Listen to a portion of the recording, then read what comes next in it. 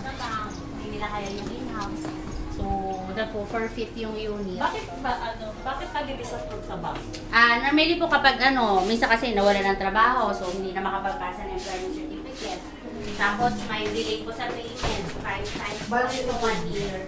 Pag may delay, disqualified na po siya. Or at least consecutive ng down payment mo, minomonitor. Hindi kasi wala kami salary requirement. So, ang risk lang po ni bank is i-monitor kung gaano kakaganda magbayad ng down payment. So, yun lang yung talagang pinangahawakan niya.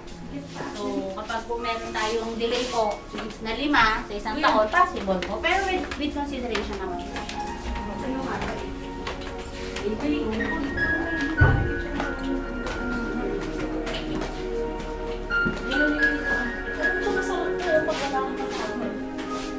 Bukas na bukas. bukas na ka. Tinanggal na siya ng pizza. May parang attic style siya. Mainit man pag wala yan. Siyempre, pag mo ng pizza, mainit po yung ating bubungan. Kasi sa bubungan, may parang yung foam or yung pizza or meron ako na yung summer na.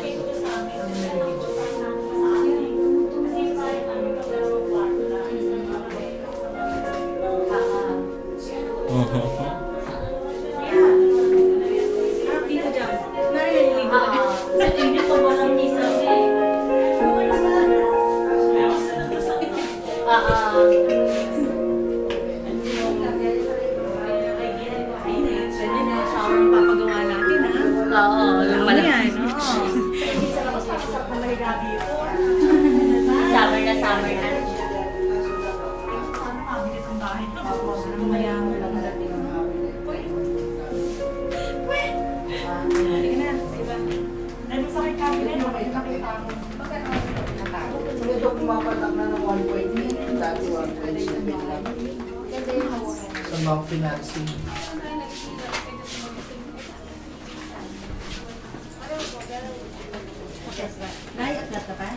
So, dito lang sir,